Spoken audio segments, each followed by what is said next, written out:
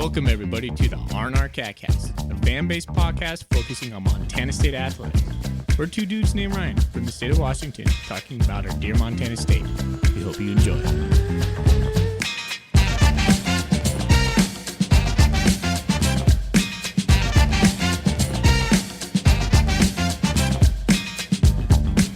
All right, welcome back, Bobcat fans. Thanks for joining us on another episode of the RnR Catcast. I'm one of your hosts, Ryan Foley, and I'm here with my good buddy, Ryan Thornburg. We are the Ryans of the RnR, the Montana State affiliate of the Big Sky Podcast Network. We're brought to you by the Bobcat Collective. If you're passionate about supporting Bobcat athletes, visit bobcatcollective.com today to learn more and sign up to be a member for as low as $25 a month. Thorny, I did the $25 a month. Super simple. Memberships not only supports Montana State student athletes, but also provides great perks for members, including exclusive access to events, behind the scenes content, and more. For businesses, we also offer corporate sponsorships, providing a unique way to promote your brand through the power of the athlete and the collective. Join us in making an impact and elevating the Bobcat community.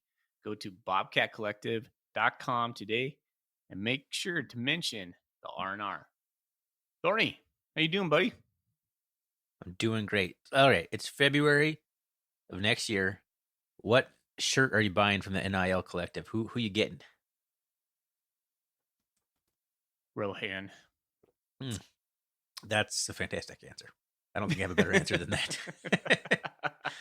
Of all such a good group of guys right now, but like he's the only one who's not really a senior. Maybe Taco. I could do a Taco. I don't have Taco. They sent me like I said, I joined with that $25 a month. I was like, yeah, I can do that. That's easy for me right now in my life. They sent me a sweet hat. It says Bobcat Collective, nice hat. Nice. And my son stole it, and he took it to school and got some good comments. Bobcats coming up, Bobcats, as we like to say. So he's making fashion statements over here in Spokane, in the elementary schools. So thank you, Bobcat Collective. Love that hat. Hopefully I can wear it. I don't think I will be able to. My son's Done. Yeah. It's a hot commodity in the Foley household. Anyways, that's cool. Yeah. Hey, man. Whoop down. V's down. We just took it to the Vandals. Week 14, 14-0. Apparently, we only play the Vandals when it's multiples of 7. We did it on the 7th week. Whoop down. V down then. And Redux just this past weekend, man. Quarterfinals. I guess we'll find out if next year is 7 games after this last game. Yeah. Just quickly, just want to read off. If I told you these were our scores in the last couple of weeks, 34-11, 49-17, 52-19, you'd probably think we would be playing the early slate of our season. No. We're going into the semifinals. Just cooking, buddy. Yeah, we were kind of joking around. It kind of feels, and I don't want to be disrespectful, but it feels like we're just playing like we're winning, like we're playing Stetson or Maine. It's like we're just pummeling teams again. And it's like, it's exciting. It's the playoffs, and these are nationally ranked teams. But man, what kind of content does it make for podcasting? We're just beating the snot out of everybody. Other than it's fun to beat the snot out of everybody. I've come to the firm conclusion that Coach Vegan is made for December football. That guy's he has everything going for. We asked so many times through the season, have the Cats peaked? And I kept thinking that we hadn't. I want to say you thought you were wondering maybe if we had. I don't know. Clearly we hadn't. Clearly, we've gotten better and better and better. There might have been a little lull at a point, but we're cooking right now, man. And we're cooking without some of our dudes. That's the insane part. We're cooking with Adam Jones running the show, period. That is impressive. The whole double rep system. Here's what it is, too. It's building through high school ranks. Montana State has done a tremendous job at recruiting, keeping the guys, building depth, and not just relying on transfers and the portal like well, let's just call it what it is, the Grizzlies, right? I mean, you look at their team, they're reliant on bringing in quite a few of the guys from the portal every season. That's looks a lot different and feels a lot different than what we got going on over here. I mean, that's the benefit of the Montana school system, the feeder system to the Cats and the Grizz. Is like you should be able to have a good group of high school guys at all times. It's kind of blowing up in Missoula a little bit right now, but in general, that's an advantage for the Montana schools in the FCS level. And a lot of the core guys, all 7 of the touchdowns were all Montana guys, accounted for by Montana guys at Idaho. That's crazy. It's That's an impressive. interesting stat. I did not know that. Yeah. That's pretty cool. Yeah, it's Adam Jones, Taco, and Tommy. Yeah. And somebody was asking, like, has it ever happened before? I'm not sure I ever got or heard an answer on that. I can't imagine it really has, not at Montana State. No. The reason why we're having such great success right now is not only just our depth, but our depth on the lines. The FCS, by far, you look at the 4 teams remaining, what do we have in common? A physical brand of football that is won in the trenches. Montana State's defensive line, Montana State's offensive line. I think Montana State has the best offensive line in the nation. To be echoed by a lot of people playing us, including Coach Eck, who played Oregon. Our defensive line, and Thorny, we talked about this a little bit this year.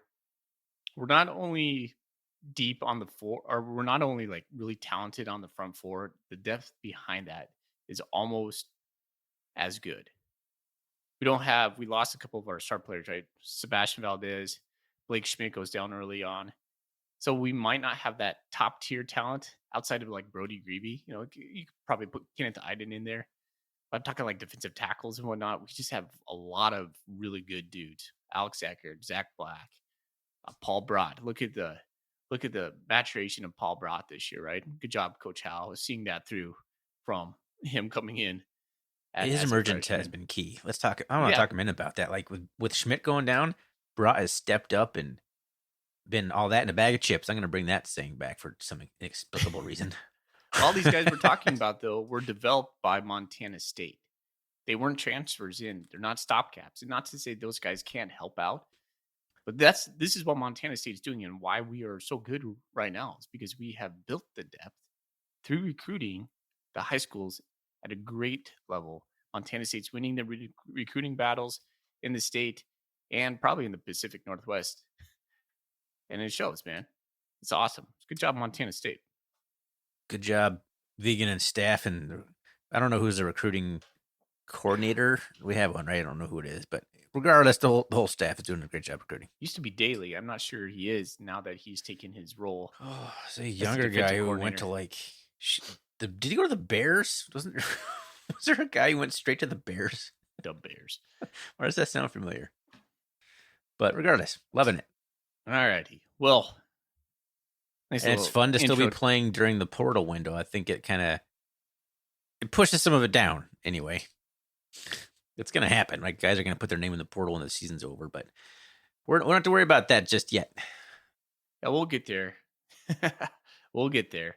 But that's not the conversation for today. No. We're 14-0, baby. That's the conversation. Gosh, 14. One of the last 4 teams in the country playing football. That's the conversation. Hey, let's cheers to that, buddy. 14-0. 14-0. All right, buddy. Let's talk about what's in our golden coolies. And now Bobcat fan. There it is. I wasn't ready to hit it. What's in your golden coolie? It's brought to you by Wilbur Ellis. Go see Shea Richter and Company up in Fort Benton for all your farming and fertilizer needs. Fully, I don't have a lot of beer left in my fridge, and I didn't want to drink a Missoula beer tonight. It just felt wrong. So I still have some cold smoke. I got a Stella. Classic old Stella, green bottle. Fits funkily into the coolie, but that's all right. How's it fit in that coolie? Funkily. Funkily. All right. It's too loose. I was picking up some stuff at Trader Joe's today, which is an interesting story. I'm a big fan of Trader Joe's, but not a big fan of crowds, but they go hand in hand. And Picked up this beer called Gato Grande. Big cat. Gato Grande. Gato Grande. Mexican dark lager made over Ooh. by kind of halfway between us, Thorny, Ellensburg. You know, Ellensburg is a brewery that does like Irish Death and all Well, yeah, the the Iron beers. Horse. Yeah, Yeah, Iron Horse. Is it? Yeah, is that what I said? I said you something said else. Ellen. You just said something with the brewery. I don't think you said. I don't think you said the name of a brewery. Oh, sure. You Yeah. just said Ellensburg. So I was like, I have to pick up this beer. We have plenty of beer in the household right now, but I was like, Big Cat. Of course, I got to pick this beer up for That's for him. perfect. Look at that. Fully putting in the effort to make a statement with the name of this beer. Love it. It's like a young Foley trying to make a concerted effort for debuting an interesting beer on the Back when you CatCast. cared. Do you remember when you used to actually post our beers and tag the breweries? Yeah, I got lazy this year. I just kind of gave up on that. I was like, you know what? I'm just not doing that anymore. It's too much work. Because I want to remember what you drank, and I have to text you like, "What did you drink?" Or then I'd have to, like, go listen back to our podcast and like fast. Like, I was like, I'm just done. I'm done with that for a little bit. Take a little break ski. Mm. I said break ski. I did it. I like dark Mexican lagers. It's not as good as Modelo Negra, though. I was gonna It's say definitely not. Modelo Negro. Is that what comparison comp? Yeah. I think that's what they call like a Vienna lager. Yeah, really good. It didn't have any limes in the fridge, but Yeah. it's good, buddy. I don't think the dark Big ones Cat need the lager. limes though. I think they should just call it a Big Cat lager. That would have been even better. But no, I guess if I was Hispanic, it would be just the same. Gato Grande. Gato. Gato. El Gato. Los All right. gatos. Let's move on to talking about the gatos. Is gatos plural for gato? I don't know Spanish. But anyway, let's move Los on. gatos. All right. Want to talk about, well, we can go a couple different ways. Normally we talk about what Coach Vegan's presser and what he's wearing, or do you want to go into stats right now? Oh, let's keep our same order we normally do. Let's do the presser. All right. Let's actually now I'm gonna hit the wrong button. I'll probably hit the Cooley button now. And now, Bobcat fans, it's time for F&F Fashion Watch, brought to you by Foley and Fisher, the only two that seem to really care what Brent Vegan is wearing at his press conference. All right. Thank you, Russell. Coach wore a different navy suit in his patent plaid style, a deep navy tie with a simple blue crosshatch, a white shirt with subtle gray stripes, no pocket square, no baloney. Beautiful. He had a lot of lines going on, a lot of right angles and corners. He's wearing a lot of lines today. It was hard to describe, but it came to me. It flowed. He's looking good. I like when he goes blue on blue. That is one of his best looks. And what I mean by that is suit and tie. And yes, he is. He's looking pretty dapper. Oh, there's my cat. All right, cat taking up the screen. El Gato. No, what's the name of the beer? Los Gato. Gato Grande. She's a small cat. She would be a pequeño gato. No, pequeño gato. All right. Bringing the people the good content. Yeah, he didn't have much to say. I mean, he went 40 minutes, which is his longest this year. So you'd say he probably has a lot to say, but in his veganese, as I like to call it lately, he did not have a lot to say. Injury front, he did say everybody should be available. We saw the depth chart come out today. Everyone was looking, is Scotchy going to play? Is Rohan going to play? Is Balder going to play? All of that was answered in his press conference. Everybody's available. Now, whether or not those guys are actually the number one and that's going to hold true, well, you just have to wait for the Victor Flores tweet 30 minutes before the game and cross your fingers that it's not something horrible, because I hate to say it, like Victor's like the bearer of bad news. When we all kind of sweat when that thing comes through. Yeah, but I have my Twitter alerts pretty much anytime Victor tweets anything that I get a little notification on my phone. So before game time, I'm like, oh, great. Who's not playing? Who's on the sidelines in street clothes today? Yeah. I'm sure Victor knows his role there, but he's kind of a running joke. Not his work, his Just his the unfortunate doom tweet. tweets, but Yeah, the doom obviously tweet. he's not doing anything to produce these issues. He's just a middleman, he's a reporter. Doing his Victor job. Flores creating palpitations in male hearts since 2021 or something like that. All right. Nice. Yeah, we're going off the rails today. Okay. It's okay. Yeah, I didn't write down many notes from the presser. You talked a little bit about South Dakota, and I know you've done a little bit of research, so I'm gonna let that just ride. He's just stoked, man. I think he led in with a statement, "I'm thrilled to be playing football in December 16th." I'm just gonna start calling this guy Mr. December. Mr. December. I could go with that. Reggie Jackson was Mr. October. Coach Vegan's Mr. December. Now, did you get a sense from watching him? I remember you'd mentioned, was it last week or maybe it was leading up to the Grizz, whatever presser you watched them, and you got seems like you had the idea from his body language that he thought we were gonna roll. What was his tone? How did you feel his confidence level from his nonverbal language, perhaps? Reading the veganese. Yes. Yeah, he was really even keeled today. He wasn't as surly when talking about Idaho. What I mean by that, like there's this subtleness in his surliness, and you're like, oh yeah, Coach Vegan's mean in business. I think he has a lot of respect for Coach Nielsen over at South Dakota, and just the program that they have become. You can tell he holds them in high regard. That's what I took from it. Is it Bob Nielsen, right? He's the coach. I'm not sure his first name. Pretty sure it's Bob. Anyway, he won the Missouri Valley Football Conference Coach of the Year. So we are going up against the Coach of the Year, and they have the Defensive Player of the Year. So they got some accolades for some of their players and coaches. We'll get into, a little bit more in our preview segment. What is with the domes?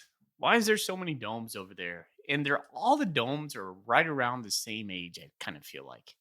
Well, it's a pretty brutal part of the country to be playing football outside in December. Yeah, I guess so. Was it like something that was in vogue in like the 80s or 90s when that was built? Probably 70s, maybe? Brookings, South Dakota State still plays outside. Did you watch any of that game on Saturday? It looked terribly cold. No, it looked awful. Yeah. They should have a dome. Yeah. Like, there's just certain parts like, all right, well, if it's like 0 degrees and windy and the turf is always frozen solid, maybe a dome wouldn't be the worst idea. I don't think they had 5,000 people there. So this is going to be a unpopular take. Cat fans need to just chill out with the ribbing of the other team's attendance. I've seen it all over Twitter, all over Facebook. Oh, you guys can't get anyone to come to your game. Oh, look at that empty grandstand. It doesn't matter, man. The football team's what matters. It does matter, Thorny. Why does it matter? Why doesn't it matter? We're just turning into Grizz fans after all these years about smack talking attendance and stadiums. We're just becoming what we used to hate fully. Smack talking South Dakota State because they only have 8,000 fans. Doesn't make us Grizz fans. It's not a good look. IMO. What's the point? Like, what's the point of smack talking North Dakota State for only having 13,000 fans at their game? Like, what's the point? Is the fact that I don't know what the math is, but who's won the last 10 national championships? It's either been North Dakota State or South Dakota State. There's really two options. If you're an elite program, you should have more than 5,000 fans there. This is the FCS, man. Is what it is. We're an outlier. By the way, did you see that the video of the drone? Not the ones going over New Jersey right now. The Jersey drones. But the one that the Montana State media put out where it shows like the fireworks. Yeah, pretty awesome. Oh man. That's so sweet. It was so good. I love our media department. We've talked about them, but man, they're putting out some good content, and the team is given good content for the media department, and so are the fans. Man, it's all just connected and fun. I think that is something that we don't talk about enough, is probably the importance of that media content. How it engages you and I living out here in Spokane, how it makes alumni feel, how some kid, a 3-star recruit sitting on his bed in Texas, sees that and goes, dang, I got a letter from those guys. That is so powerful on so many levels. It matters. How much? I don't know, but it matters that they're a ton of you have to be putting stuff out. Otherwise, you're just falling behind. And MSU's killing it. Yeah. That's what the kids want these days. That's what I want. That's what those 6,000 some odd kids in the transfer portal are looking for.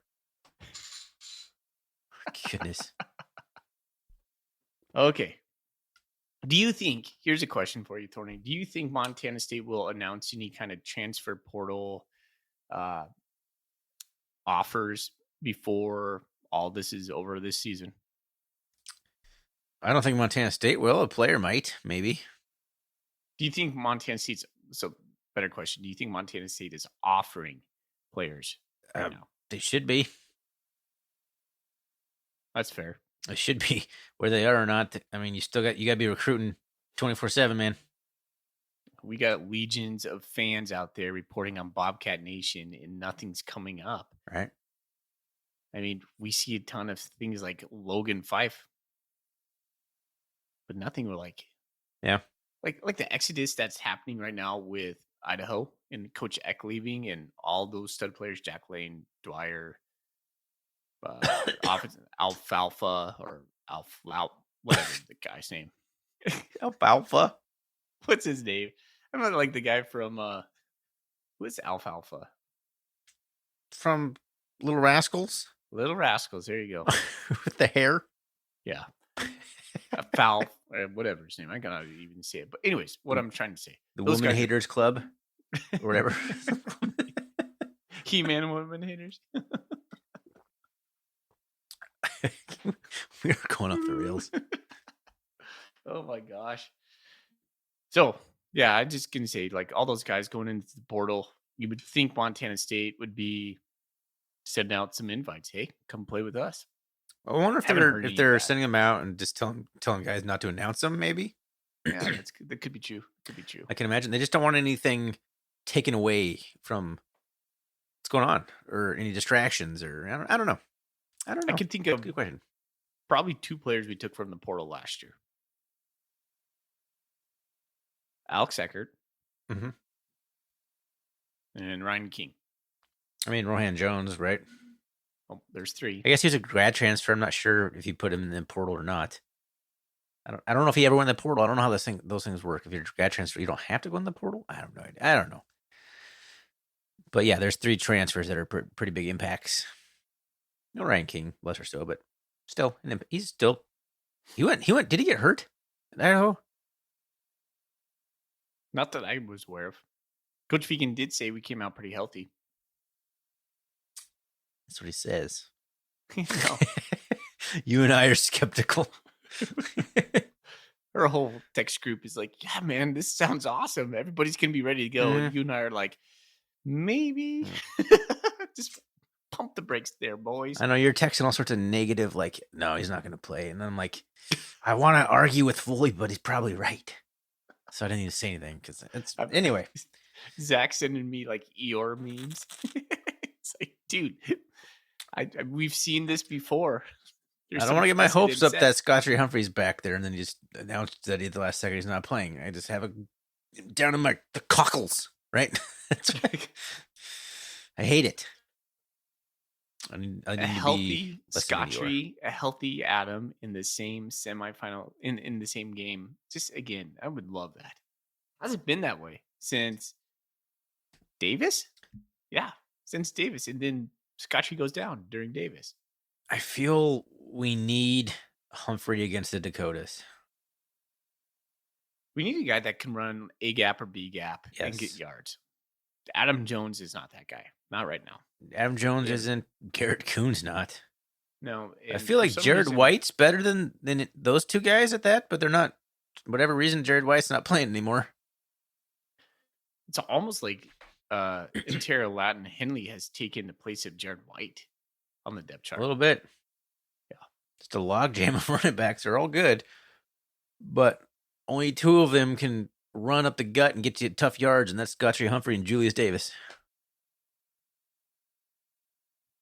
And hopefully Humphrey's back, because Davis is not going to be back. That I'm pretty confident of. We've heard nothing. Again, disclaimers, we're just fans. We do have a couple random sources here and there, but I haven't heard anything about actually Julius Davis. I think he's just, I don't know. It looks bad to me. Looks like Rohan and Julius are having themselves like a sweet old time on the sideline still. Clowns, right? Or at least Rohan Jones is a clown, according to Brent Vegan. It's true. Yeah, he was all over the Jumbotron that game. E.T. Martin. All right. Let's get into some stats. Buddy. Let's do it. We are just killing it tonight. All right. Stat segment is brought to you by Pronghorn Wealth Management. If you haven't looked at the stats on your company's 401k since the last time Bobby Houck was relevant, reach out to Kendall at Pronghorn Wealth to benchmark your current plan fees. All right. The Bobcats take care of the Vandals. V's down. V's way down. 52-19. 52 points, Foley. Just let that sink in for a moment. The first meeting was 38-7, right? That was the first meeting? Yes. Oh, we'll talk more about this. I got some stuff to say on that. But this is just the stat segment. All right. 20 first downs for the Bobcats, 17 for Idaho. Cats 11 of 15 on third down. That's going to win you a ton of football games. And especially when you hold your opponent at 2 of 10, which Idaho was only 2 of 10. And classic Jason Eck went for it 5 times on fourth down and converted one of them. The Bobcats were actually 1 of 1 on a fourth down. That's not even ringing a bell. I don't remember when we went up for it on fourth down.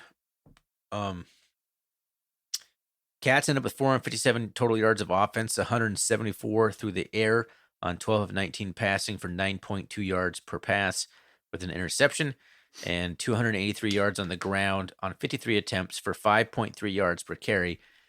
It's crazy when you start looking at the stats. They look a lot better for Idaho, but I don't know how much of this was in garbage time. But they had 407 yards of total offense, 264 through the air on 23 of 36 passing for 7.3 yards per pass and an interception thrown as well. 143 yards on the ground. And here's kind of the big stat. 23 carries. They only ran the ball 23 times. They were averaging 6.2 yards per carry, but ended up with just 143 yards. 3 penalties on Idaho for 25 yards and only 2 penalties on the Cats for 20 yards. So penalties were not really a factor in this game at all. Idaho turned the ball over 2 times with the previously mentioned interception, and also they lost a fumble. And then the Cats threw the interception. Tommy Watt threw an interception, and he got lucky. He didn't throw one more. I'm sure we'll talk about that at some point as well. Cats dominated the time possession, and they did from the very get-go. 38 minutes and 51 seconds to 21 minutes and 9 seconds. That is lopsided. It is lopsided. Some of those stats weren't as lopsided, but yes, I was just looking. Marley, that's my cat. Sorry. El gato. Los gatos. You have to leave. Okay.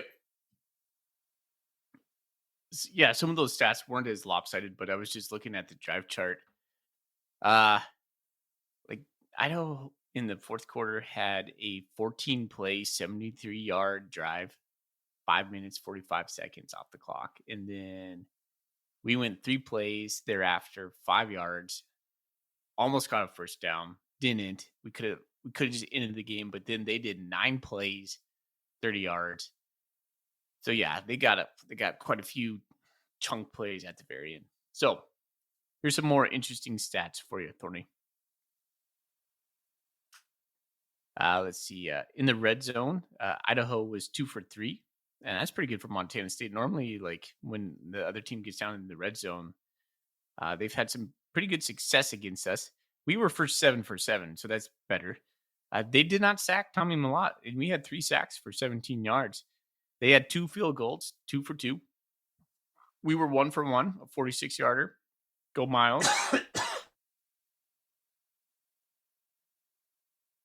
I'm not sure what the SD stat I wrote down is. What does SD mean to you as far as football goes? South Dakota. Oh, yeah. There is that is not a stat. That is another note. I'm like, what the heck is that? Okay, let's talk about some personal stats. Tommy, 12 for 18, 174 yards, 2 touchdowns, 1 interception. He had 14 touches on the ground for 131 yards, 1 touchdown with the longest 63 that just crushed the Vandals' hopes of doing anything after that. Adam Jones barely missed the century mark, 23 touches, 98 yards, 4 touchdowns, 3 catches for 66 yards. When's the last time we've seen an Adam Jones wheel route? It has been a while. It's been a while, yeah. It's coming. I think that is something when he had Scottree back in the mix, we would do more often.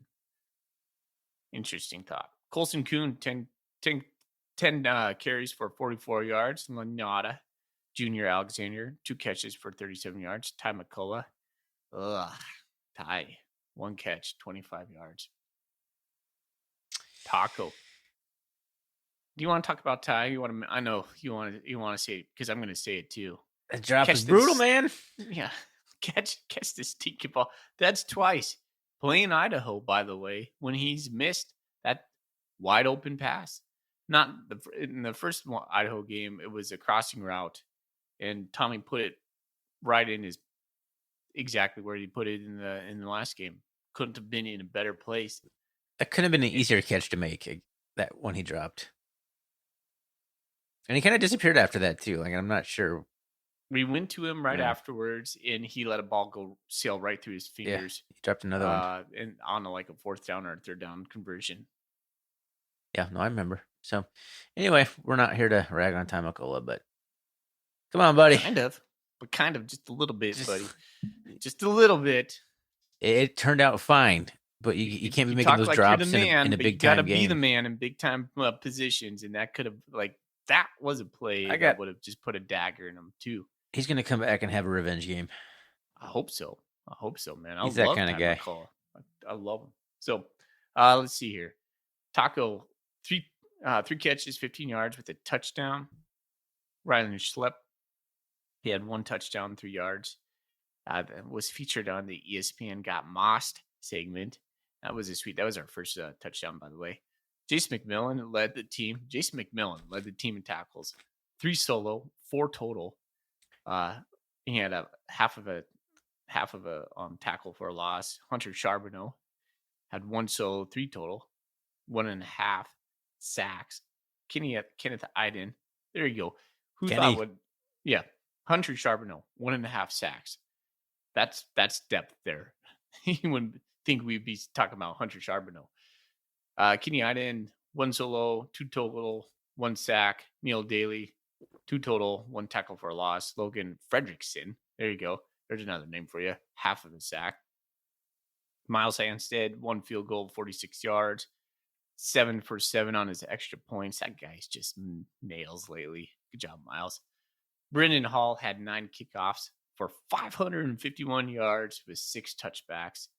Jack Lane for the Vandals was 20 for 30, 239 yards, 2 touchdowns, 1 interception. And Jordan Dwyer, 11 catches, 189 yards, and 2 touchdowns. There are your stats. Dwyer was eating us up for a minute, man.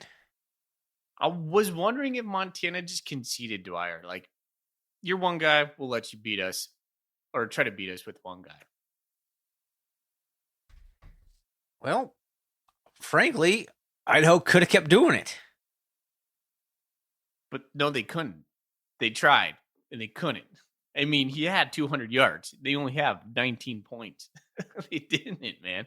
It didn't work. Yeah, fair enough. But I don't know. I talked about this a little bit in the text group. I just think Idaho could have kept playing straight up with us a little bit longer than they did before they pulled out some trickery. They punched the Cats, man. That's my first thing about this game is Idaho came out and they punched us, and the Cats, a little shell shocked, I think, for a minute. Yeah. Maybe not shell shocked, but they were there. They felt it. The Cats haven't gotten punched in the first quarter like since New Mexico, really.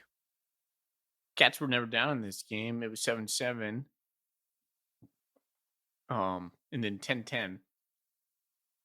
And then we scored 42 unanswered points after that. So not sure what to tell you, Thorny. Like, yes, they connected on a deep ball, and that's the second one Ryland Ort's been just burned on. So there's something going on there that Ryland Ort's not seeing right or not fitting right. That's beyond my pay grade. Well, I've been saying it game after game after game that teams keep missing that open pass. It's not the first time that's happened. Somebody finally connected on it. Thorny, this is crazy. 52-19. Let's just say, hey, Ryan, you just woke up from a coma. I said, man, hey, Thorny, great news. We won 52-19. And you go, give me some stats. And I would say, how many times do you think Idaho punted? I mean, you saw a stat like that, you'd assume Idaho punted like 5 or 6 times. Once. Yeah. We punted twice. Bonkers. They punted once. And there's only 2 turnovers, too, so that doesn't explain it. It's not like they were throwing... No. They turned the ball over 6 times like UC Davis did against South Dakota. That wasn't why. They went for it 5 times on 4th down. Lots of turnovers on downs. They were 1 for 5 on 4th down. Jason Eck, At one point, they were 0 for 8 on 3rd down. But yet, Idaho has 17 first downs, and Montana State amassed 20 first downs. Now, there's, like I said, those last 2 drives they had when Chance Wilson was in 4th quarter, they matriculated it down the field. So there is a little bit of a skew there. But that's just weird, man. Only 1 punt, and we beat them 52-19. It's a wild stat, really. It is. It really is. It really is. But, here's the thing I think about from Montana State in this game. This is my key takeaway.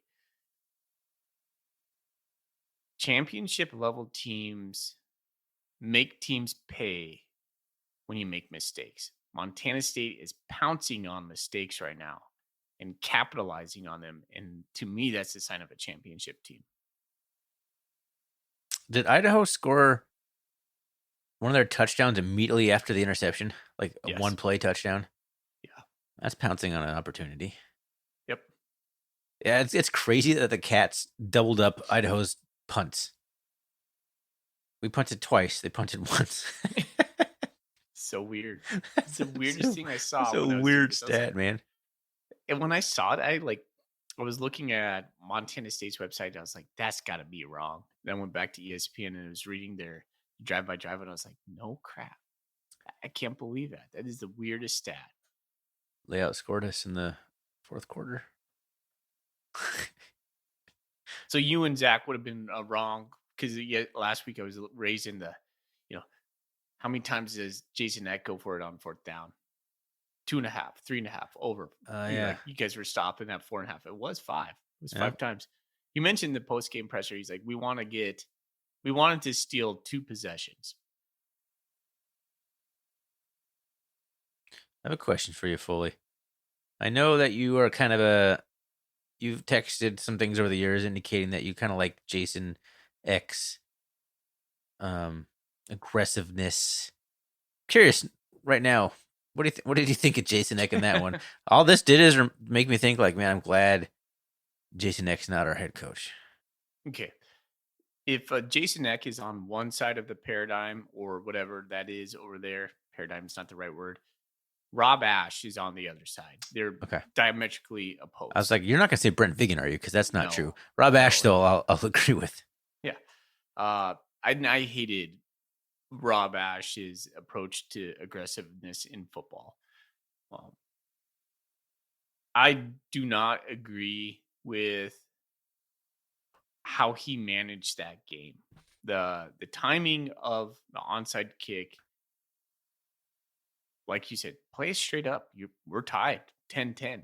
Like, At see that what you point, they're got. moving the ball. Yeah. And they're getting some success running the ball. Like, I don't know. I don't think Idaho wins.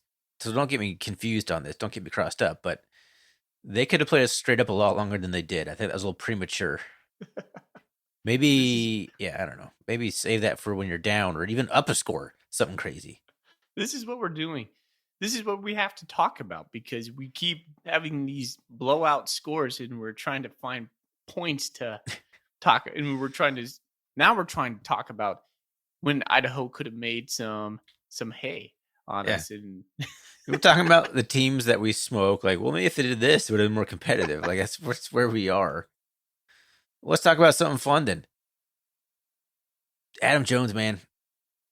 Adam Jones is having himself a year as the lone tailback, basically. We're having to use Tommy. We're having to use Tommy more. I think Tommy is running more, partially because it's the playoffs, and now he's getting down to the last few games of his career and pulling the shackles off a little bit. But I also think Tommy's got to kind of compliment him a little bit too. I think we kind of need it without Scotty Humphrey and Julius Davis. But Adam Jones is playing fantastic, man. He had 3 catches for 66 yards too. Yeah, he's playing really good. He's putting a lot of weight on his shoulders, and Montana State's lucky to have such a developed freshman. It's wild that he's a freshman. He doesn't play like a freshman. No. My sons were asking me, he's like, dude, Dad, is Adam Jones going to go to the NFL? And I was like, he's got quite a bit of ball to play before he gets there, but there's a path I could see where he can. This game, I kind of wanted to go back a little bit and talk about a little bit about how it kind of played out. I want to talk about after 10-10.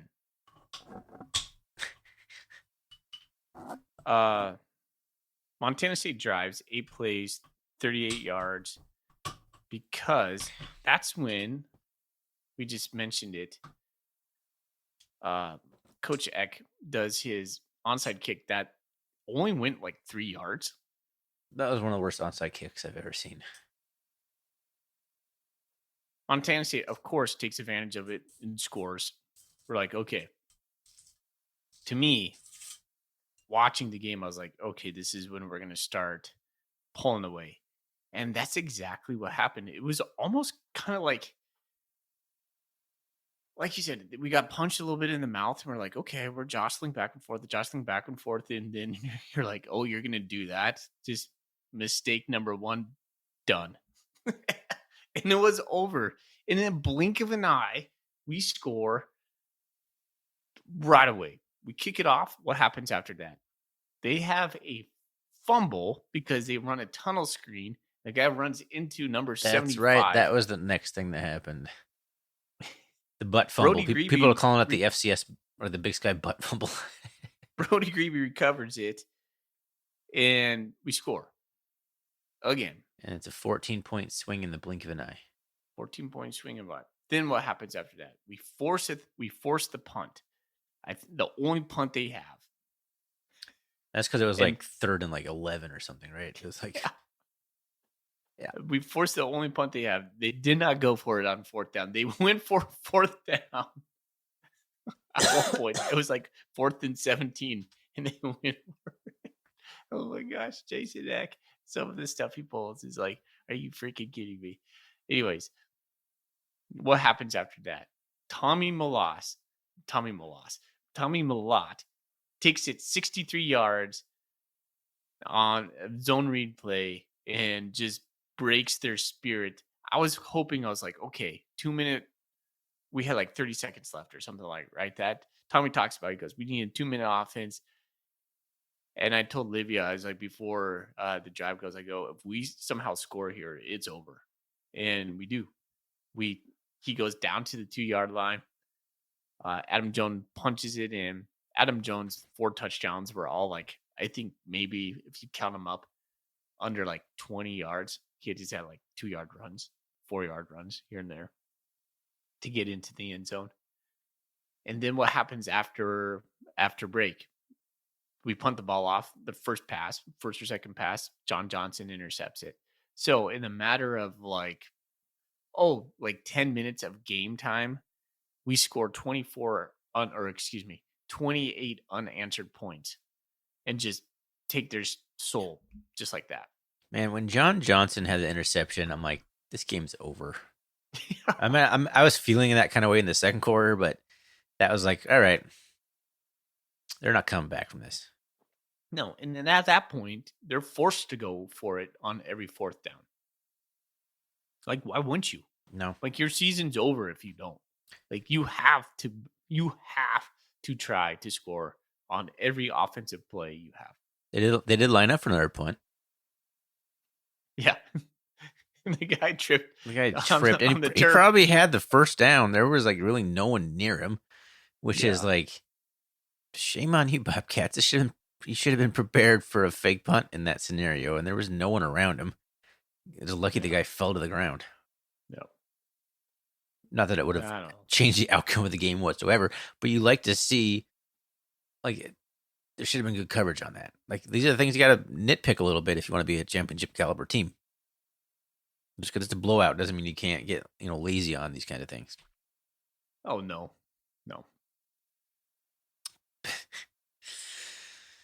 What do you think of our defense? I thought they played pretty well. Like, they got pushed around and smoked a little bit there in that first quarter, though. Jordan Dwyer was feasting, and I thought they had something going with the running game, too. Like, they were moving the ball. And I was thinking, like, all right, the defense is getting tested. I mean, we have not given up very many first quarter touchdowns all year. And Idaho was moving the ball.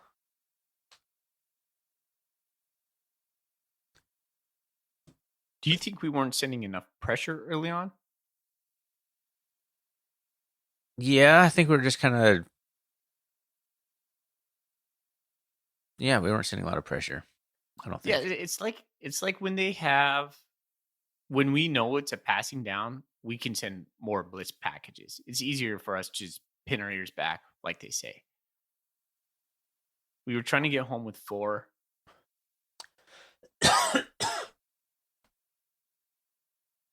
Pretty impressed with Jack Lane, to be honest. Like, he could sling it. I was actually more impressed with him than I thought I would be. Yeah, no, he's got a very high arcing ball.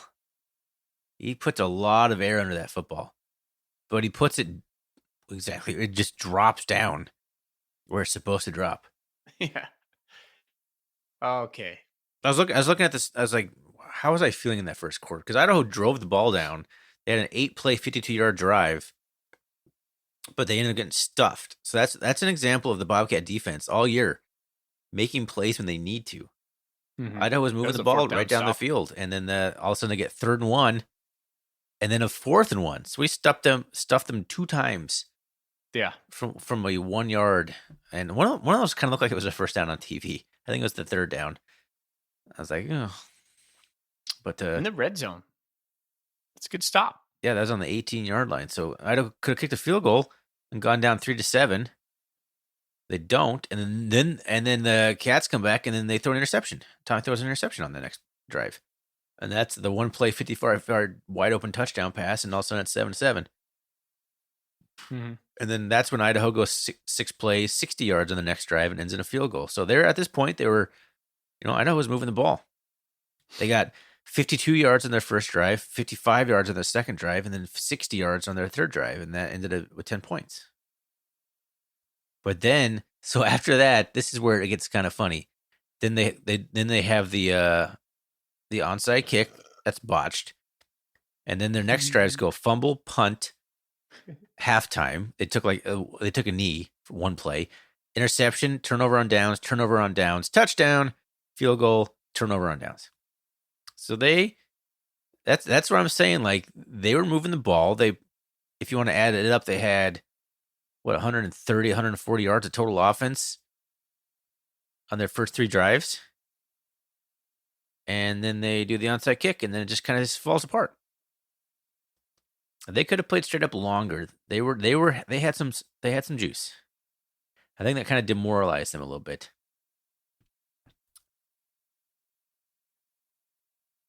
Coach Eck said they would have to play a perfect game to beat us. And to me, Thorny, I think they were playing a perfect game early on. I mean, if they would have got that fumble, if they would have got that onside recovery, game's definitely a different outcome. Well, think so? Different in that it's closer. It's not a different victor, I don't think. Yeah, no.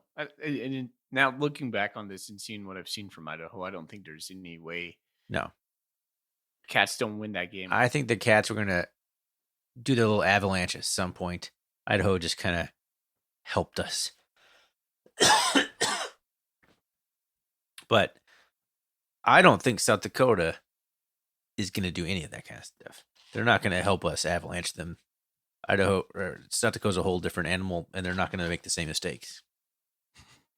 So you say. So you say. Hold on. Before we start talking South Dakota, went to school today. Saw Mr. Krotzer, whose son plays defensive line for the Vandals. This has been mentioned on the podcast. I shook his hand, and he's like, "Oh man, let's sit down and talk." So we had this week before Christmas, we had a staff breakfast this morning, and apparently, players knew about Coach Eck right before the game, and there was that football scoop tweet sent out at a really opportune time for Vandals fans, like right at 5:30 or whatever it was. Yeah, it was less than an hour before kickoff. Yeah, that was. I don't like that. Even as a Cat fan, I don't like that. That sucks. That sucks. It doesn't feel good. What does that do for a team when you know your coach is going out? Does it galvanize you in that moment, saying this is our last ride, or does it seed like apathy? I think for me, I'd feel betrayed. That's just kind of how I'm wired, though. Yeah, that's what Mr. Krotzer was saying. He was saying, Coach Eck was like galvanizing the team, saying, "Hey, man, we got something special going here in Moscow. Like, bet on yourself. I know you could take some money in the portal, but bet on yourself now. You can make more money in the NFL later if you come through and you do it the Vandal way, kind of stuff." And then he just jumps. And then he takes the money. Pieces out. And he takes the money. Yeah, he takes the money, exactly. The thing he was preaching. Yeah, exactly. So a bit hypocritical, maybe. Yep. A little bit frustrated in Vandalland for sure. Frustrated with the athletic department. So yeah. I was trying to hit my unmute button. I am just failing on the soundboard tonight. But that actually kind of fitting for what we were doing there, so that's fine. I'll allow it. I'm not going to edit that. So, I don't know, man. It's got to be a bad time to be an Idaho fan. Like they were a good season. They were almost all of them were happy to have another chance at the Bobcats. There's a lot of talk from the fans about being healthy, and now they got their quarterbacks back, and then some other guys are all back. And not only did that not come to fruition, but then their coach leaves, and then their entire team basically is in the portal. So like things just in a span of a few hours just blew up in Moscow, just completely obliterated. That's gotta suck. I mean, I don't feel good about that at all. I feel bad for him. How tenuous is it? How tenuous is it? Wow. All right. Well, yeah, it's like they've had three seasons with more than 10 wins, which was wild to me because they were wildly successful and like when we were like really little. But yeah, when we were tiny little baby kids, babies, little baby kids, baby kids. That's a phrase that's common. Baby kids. All right, let's talk South Dakota for a little bit, and then let's get into some Golden Coolies. So South Dakota comes into this game 11-2, losing on the season only to Wisconsin 13-27, which is pretty respectable. And then on the road at South Dakota State in overtime, 17-20. That's the only 2 losses South Dakota has had on the season. Interesting side note, everyone should probably know this by now, but you never know what people know. Like you and I fully are big Sky fans. We know pretty much everything. But their game against Portland State, they were supposed to go to Portland to play Portland State. It was canceled due to whooping cough. Whooping cough. Whoop, whoop. And, you know, they would have smoked Portland State. Let's be clear. They might have been a 2 or 3 seed with one more D1 win on the resume. So it's kind of funny how that shakes out. That cancellation is probably the reason that they're number 4 seed. They would have finished the season 10-2 regular season instead of 9-2. They only got 11 games in. The spread on the game opened at 7.5 points from what I saw on Hero Sports, and the over and under is 55.5 points. How do you feel about that spread? 7.5 point favorites at home. Probably should be like 14 or 15. I don't know about that. I was thinking I wouldn't be surprised if it like creeps up to 10. I think 7.5 is pretty fair. I think South Dakota's good, man. I think they're a good football team. No, I 100% think it is too. Like, I'm just being like a little bit like just talking off the cuff, but like again, I'm just looking at all the scores Montana State has amassed against every opponent, and we're just, I don't know, man. We're just waxing teams right now. And Coach Vegan said he watched this game, South Dakota State game, and he's like, well, he thought to himself, man, if we have to play South Dakota, that's going to be the toughest defense we've had to play yet. And so that's what Coach Vegan thinks. And so I say, like, just like I said, off the cuff, 14. 7.5 might be it.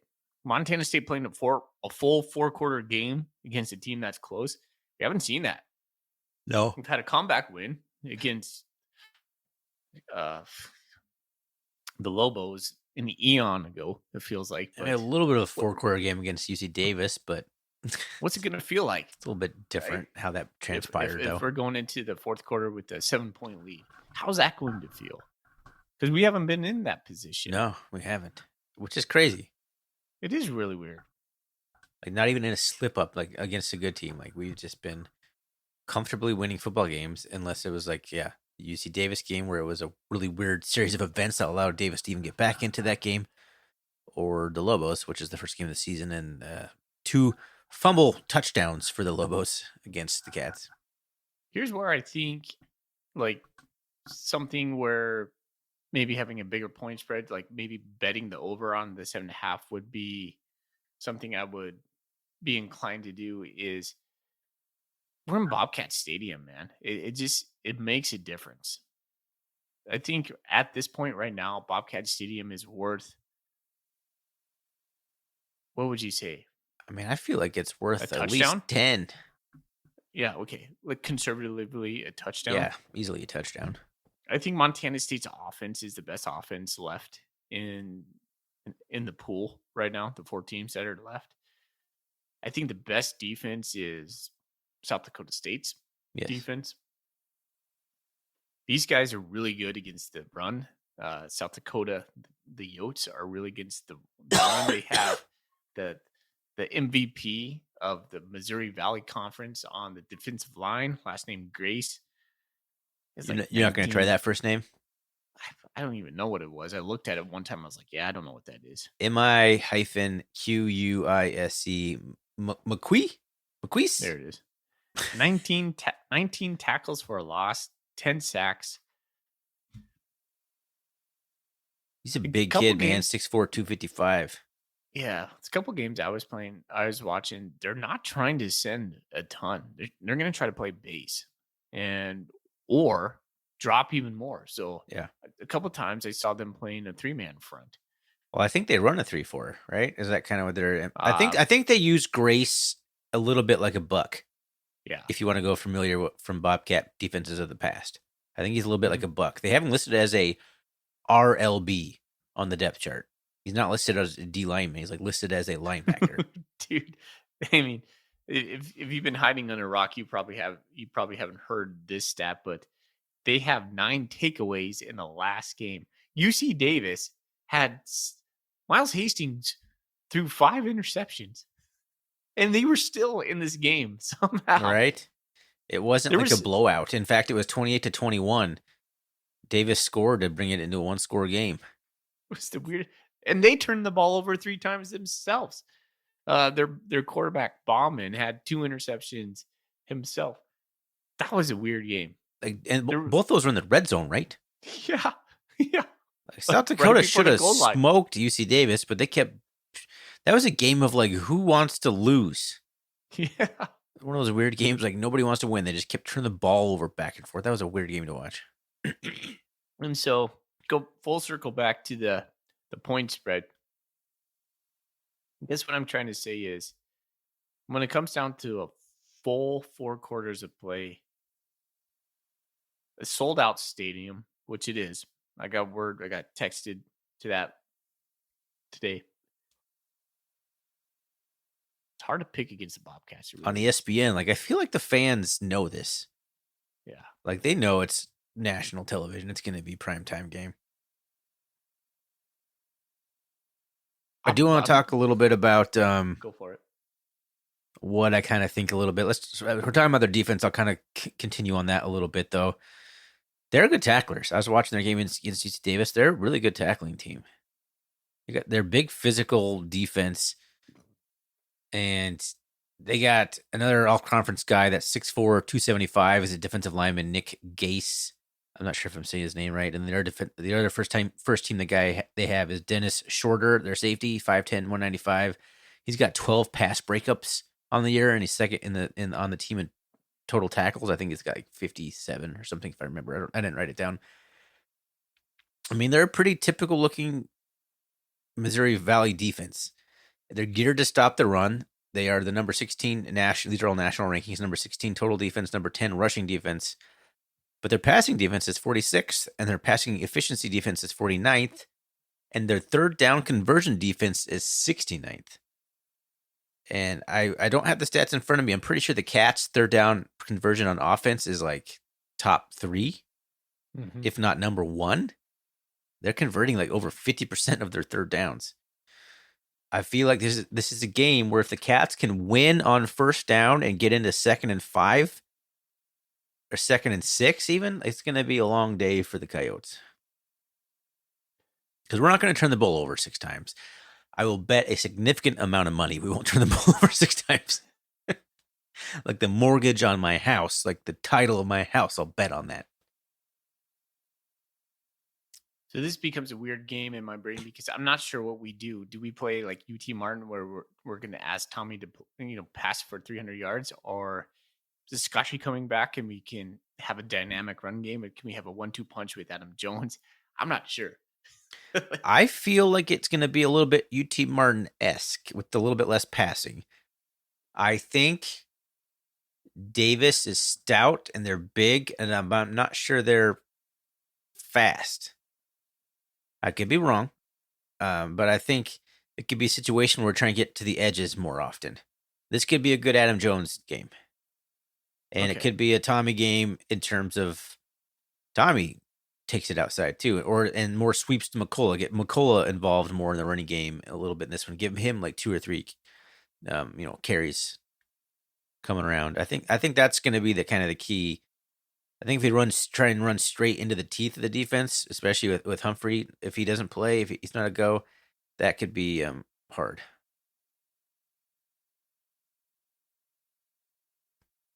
Pull all stops.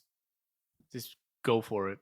No, I don't know what to say about at this point. Yeah, Tommy Ball, if it exists and it's in this iteration of Tommy, this is the time to completely unleash it. This is a good. South Dakota's a very good Missouri Valley football team. They're very. I mean, obviously they should have beat South Dakota State. They were very close to beating South Dakota State. They beat North Dakota State. This is like a really good litmus test for the Cats going into if they win this game, it'll show where we are, I think, with either SDSU or NDSU. If we smoke South Dakota, I'm going to feel real good about going into either one of those squads. But a win's a win against a team like this is like NDSU, SDSU. I don't want to say light, but kind of that vein, right? A little bit. Yeah, a little bit. Is there not that dismissive, but I can't think of a better word. Is there a narrative that you could craft around? Hey, this is South Dakota's first time into the semis. They're just kind of happy to be here. Like whatever's going for them is already gravy. Like this is really good. I don't think I don't know. I don't like that narrative. I don't think that exists. How about this narrative? Is there a narrative out there that says Montana State has this amount of seniors and they're going to do everything they can not to lose this game? Yes. Or I shouldn't say that, not to lose, to win this game. Yes. That's a better way to phrase it. Yeah, and that's absolutely true. Yeah. We are the veteran team. They might be a bit more battle tested. You might be able to say that, but they haven't been to Bozeman. They haven't faced a quarterback who is as mobile as Tommy. It's the Missouri Valley. There's just a bunch of statues in that conference, man. There are guys like NDSU brings in, like they have a 2-quarterback system. The ones that in that conference that are fast are like the Sean Chambers is type roles. They're not the main guy who's doing everything like Tommy. I don't think they're ready for Tommy's speed. You can watch as much film as you want on Tommy Malot's speed. Trying to tackle him is a whole different thing. I don't think they have the speed for it, but that doesn't mean they're not going to be able to contain him. But this is not the 2021 Tommy either, when he is just throwing 50-50 balls down the sideline to Lance McCutcheon. This is in 2022 semifinal Tommy either, because that was in the frozen, like negative 30 degree. You couldn't. Nobody's their normal self in that game. This isn't even the the out of conference halfway through the season of this year, Tommy Malott. He stopped throwing the balls into the dirt. This is the best Tommy we've seen. It's the best Tommy we've seen. I've been slow, I think, to really appreciate Tommy Malott. Yeah. For years, I was like, this is like just more of the same at Montana State, where we got a guy who can't throw the ball but who can run. Like, it's just a smaller version of Chris Murray and Troy Anderson. Fast, just as good, just as dynamic. But can we just get a quarterback, please? And it wasn't until like last year I started to like really trust Tommy, and then this year I really started to like appreciate Tommy a lot. I was like, this guy is an all-time Bobcat, and if it is not palatable in the traditional sense, I think that's what held me back for those years. But man, it's this iteration of Tommy this year is extremely fun to watch, and I'm just really appreciative of everything he's done for the Bobcats. Well, I'm appreciative of MSU developing him and allowing him to play for all 4 years and not giving up on him. Yeah, absolutely. That's a good point. And this could be Brent Vigen's the quarterback whisperer or whatever, right? He's Josh Allen. So maybe, I don't know, they stuck with it and they developed him, and we're seeing it. We're seeing the fruits of that labor. Just coming up, Bobcats. All right. Tackle some Golden Coolie questions. We don't want to talk anything about South Dakota's offense. Oh, yeah. Go for it, buddy. I do want to talk a little bit about their offense. All right. I've watched their games, and I didn't realize that their big running back, Travis Tice. Thank you. I was like, I'm not pronouncing. I didn't realize he was just like a fullback and not really their main running back, but he seems to get the most amount of carries. But that dude's big, man. Mm-hmm. He runs mean, and he's hard to tackle. And he is. Do I have his size here? I don't. But he's like 5'11", 215 or 220. He's a big kid. And the funny thing is that their other running back, Charles Pierre Jr., finished second in the voting for Offensive Player of the Year. And Travis, you just said it. I forgot it already. Tice. He finished fourth. So both their running backs, one of them was listed as a fullback, both finished in the top 4 voting in the Missouri Valley Football Conference for the Offensive Player of the Year. They have 3 offensive linemen on the first or second team, led by their first team center, Joey Lombard, who is 6'5", 305. Their second team left tackle, Joe Cotton, is 6'7", 315. And their right tackle, Bryce Henderson, who is also second team, is 6'8", 320. Their offensive line is huge, dude. It's massive. And that was evident when I watched them play UC Davis. UC Davis could not get really anywhere near their quarterback, Aiden Bauman. And if you give that guy time, he's back there like a statue. He does. And he is a statue. He has negative rushing yards every single year he's been at South Dakota, 3 years, all negative, like negative 30, negative 40 on the year. So he's not going to beat you with his legs. But he is he's 6'5", 245. He's hard to bring down. And he's going to make those tough throws. And we got to make him uncomfortable somehow. We don't have to sack him, but we got to make him uncomfortable. And maybe he doesn't have to throw an interception either. We just got to misfire. No. Can we get him off his spot is what I'm wondering. Yes. That's one of my biggest keys is this game is their offensive line is probably going to be the best one we've seen all year. I think it will be the best offensive line we've seen all year. This reminds me of 2021 when we were going up against South Dakota State. And we were just lauding their offensive line, which was a badass offensive line. But we overcame. We did. And this is at home. And we've seen teams melt in Bozeman. Yeah. The emotion that we will play at home, there's something to it, man. There is something to it. The first time we get to that guy and we get to him and sack him or just mess him up somehow, and the crowd is behind him, it's going to create that little blood in the water. And Montana State, just like they did last week, they just feast on that, man. It's like I said at the very beginning of this podcast, Montana State has capitalized on people's mistakes all year long. And that's the sign of a championship team. Absolutely. And then, Bauman did throw 2 interceptions against UC Davis, but he only threw 2 the entire year before that. I don't think we're going to be able to count on him. I don't think we'll be able to count on them turning the ball over, really. They're not going to shoot themselves in the foot like Idaho did with silly play calling. They're not going to be calling trick plays. We're going to have to beat them straight up. Somebody said in our text thread, they haven't played outside since October. That would be hilarious. I think that actually is a decent factor to consider. Yeah. I agree, buddy. And I didn't know where I was going with that, but that's interesting. Yeah. Lots of domes. I mean, obviously they have a dome. North Dakota has a dome, and North Dakota State all have domes. So they have one of the receivers is ultra fast. He's a shorter guy. It must be Quaron Adams. Must be who it is because he has 31.1 yards per catch. Yeah. He had 1 catch against Davis for 71 yards. He only has 17 on the year, but he's got ridiculously fast. Carter Bell is their main guy. He's got 50 catches, 753 yards. I think they are getting their first team all-conference tight end back for this game. He's missed the last couple games. JJ Galbraith. He's tied for second on the team with 26 catches. He'll be back, I believe. I saw on Twitter from USD fans, so that's going to be something to keep an eye on. Another weapon for Bauman. He's a big kid, man. The big quarterback. He's a lefty, if you didn't know. But South Dakota looks like every other Missouri Valley Football Conference offense that you see. They're going to try and run the ball, and they're going to set up the pass through the run. They are 3rd in the country in yards per completion, but only 45th in passing. So the classic taking deep shots after getting successful runs. That's what they do.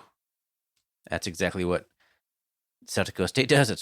That's what North Dakota State does. They're going to take their shots, man. And I get worried that there's going to be a wide open guy streaking past Ryland Ord again. Not to pick on Ord, but it seems to be Ord. I just don't know if they can stop all the facets of our offense. Yeah, I'm more worried about their offense kind of being too physical and actually being able to maintain drives and not shoot themselves in the foot than I am about our offense moving the ball a little bit. I think it'll be much closer. It'll be a 4-quarter game for sure. I don't think we're going to blow this team out, but 4-quarter game for sure. It's a weird thing to say, but we'll actually have to, play full 4 quarters of football. We haven't done it. We haven't done it. It's not cocky. It's the truth. We just straight up haven't done that very often at all. We took the starters out against Idaho at 11 minutes left in the fourth, 10 minutes, somewhere in that range. If there's a fan listening to this podcast and they made it through an hour and 15 minutes, congratulations, by the way. But you're thank you, by the way. Yeah, thank you. You're going to hear me say this. I think there's a chance we steamroll these guys. I'm not trying to be cocky. I'm just, hey, there's 14 games out there outside of a fluky UC Davis game. There hasn't been a game where it's been out of our control. The only 2 close games we've had have both been on the road. And even the Davis game, they weren't even in control. They just were. We had that game for all of 3.5 quarters. And then it was just like this fluky, weird events that happened. You're like, wow, okay, that happened. Wow, okay, that happened. I don't know, man. It's just it's like you always say, it doesn't have to be close. Yeah, and if it is, I still bet on the Bobcats. The resolve, the senior leadership, that's what it comes down to. That's what I've conceded myself to. Like, Tommy Malot's not going to go down without giving it his all. And if he's giving it his all, everybody else is. Brody Greavy, Ryan Leonard, you name it, all down the line. And then inspiring the young guys. Marcus Ware's a senior, but I mean, it's a special group. It really is. Okay, let's talk Golden Coolies. Okay. All right, buddy. Run the ball. A new poster on Bobcat Nation says... True. Run the ball. True. Yeah. 10 posts. Thoughts on Eck leaving versus the Big Sky Conference? I think it's bad for the Big Sky Conference. I think he's a good coach. I want Idaho to be good. And asking the Idaho fan, they don't trust their AD to make any sort of good hire. So Idaho might plummet a little bit. Interesting inflection point for Idaho right now. You could probably draw a parallel between this moment for them and then when Jeff Choate left for Montana State. Although I've heard Eck wanted out from the Vandals because of the athletic department. That's kind of just some rumblings I've heard. What I'm trying to say is we're not in the position right now if Jeff Choate doesn't leave. We didn't get to hire Vegan if Jeff Choate didn't leave. So the grass can be greener, but is it their moment? Yeah. Is it their moment to hire their version of Vegan? So does it hurt? Yes, I think leaving the Big Sky Conference. I think one of the guys in the Big Sky Podcast Network did a little screenshot of like a Excel spreadsheet that he put together, like the win-loss record of all the various coaches through all the various programs that their AD has hired, and they have like a 300 winning percentage or something terrible. They're just not having luck with good hires. Jason Eck was one of the lone ones. That's why Idaho fans are kind of devastated by it. Yeah.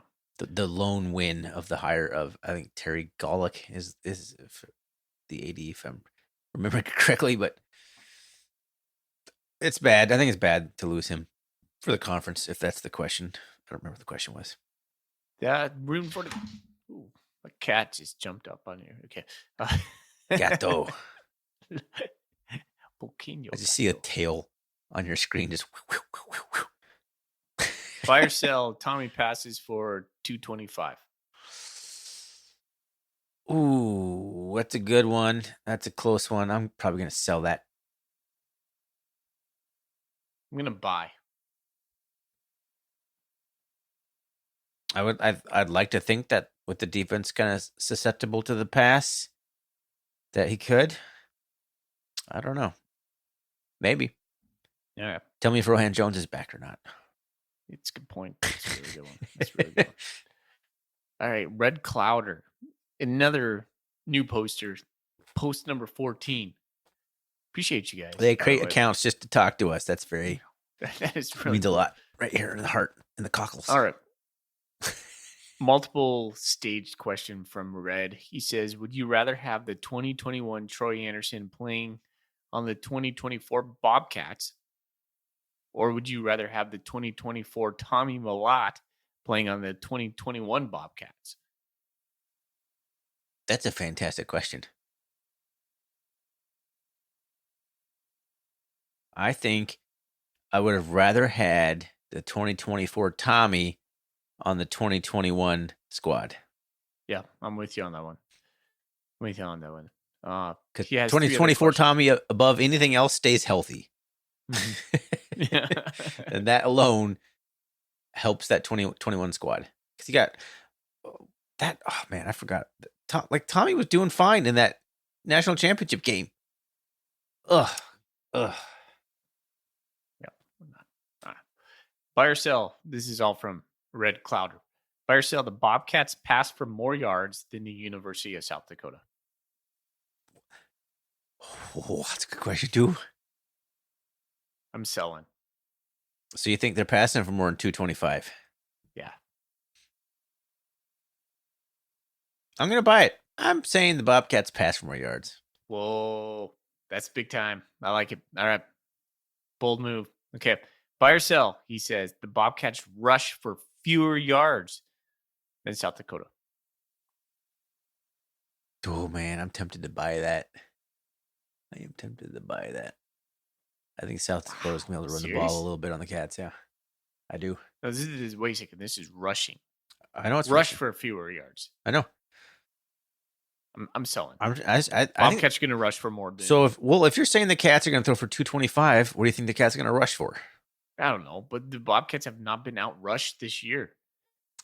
Do you know that for a fact? Or you just tucking Pretty your damn booty? Sure. Pretty damn sure. I don't know. What was Idaho? Yeah, I don't know. Idaho ran for 143. We did 280. Have we played a team in the top 10 rushing offense this year? Who would it have been? Landon Larison? Davis may have been. Davis was our lowest output rushing all year. Their defense is really good. I thought Davis's defense is stout. Okay, we did hold Davis to only 92 rushing yards. We only rushed for 159, so that was the closest probably disparity. 159 yards, that just seems icky, right?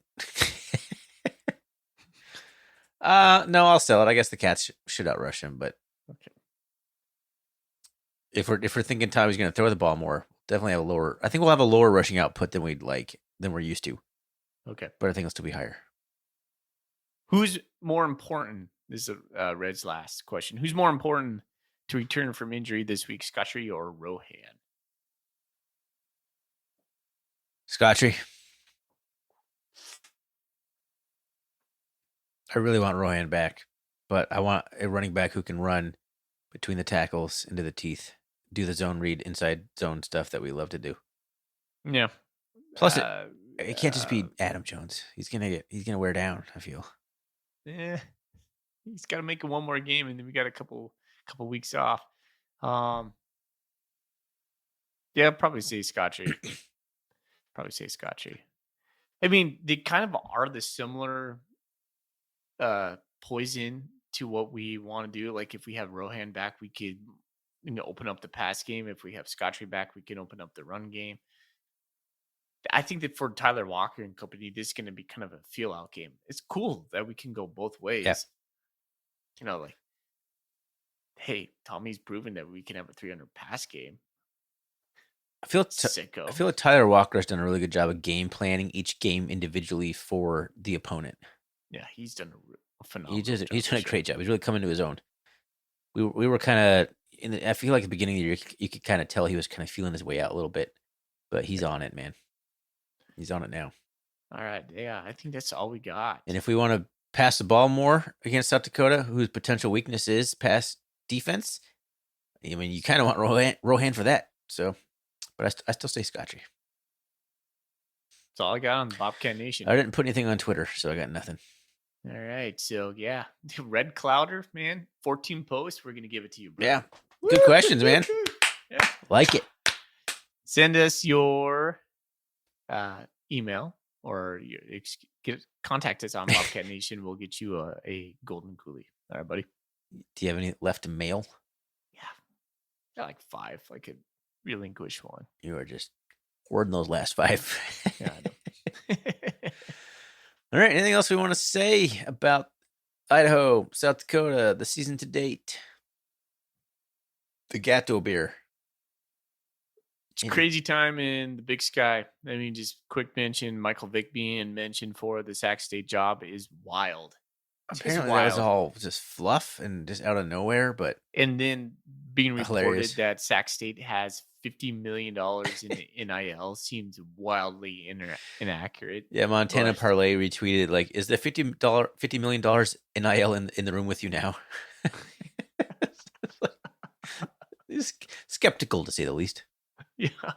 Shout out Parlay, Montana Parlay. How long did you, after hearing Michael Vick's name, did you think of Ed McCaffrey in Northern Colorado? 0.2 seconds. Thank you. Like immediately, like, oh, we've seen this play out in the Big Sky before. This ain't our first rodeo. It all started with Jerry Glanville, which was not a player, but a famous name. Portland State stunk it up. Ed McCaffrey, famous name, stunk it up. Michael Vick would probably stink it up too. Is Michael Vick even coached? I didn't even look at his bio. Is he even coached? Who cares? Yeah. All right. Like Sac State. If I'm Sac State, I don't care if Michael Vick's coached or not. I do. Like Sac State's got big plans right now. That's true. They're opening up like all this new stadium stuff, and that's true. Northern Colorado, man. Northern Colorado was more of a whatever. Let's drum up some support. Sac State, you're right. They should make a better hire. Yeah, Andy Thompson. You know what happened to him? Well, yeah, went and joined the staff at Stanford under Troy Taylor. Yeah, that's right. I was testing you there. See, but good job. I think he got out because he knew he was going to run that ship into the ground. I mean, he already kind of did. Whoa. Can we talk the Grizzlies? I made a joke in the Big Sky Podcast Network that Andy Thompson really Charlie Regaled it.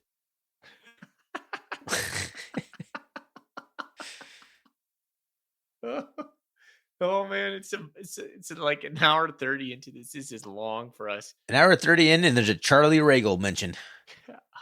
Charlie Regal, everyone. Talk a little bit about the Grizzlies, a little bit. Do it. We're all over the place. I try to get us out of here, but here we are. Dude. Holy cow. The Grizzlies right now. Coach Halk couldn't happen to a better guy. No, I'm trying to say, because I'm never going to be able to say it the way Mike Nugent said it.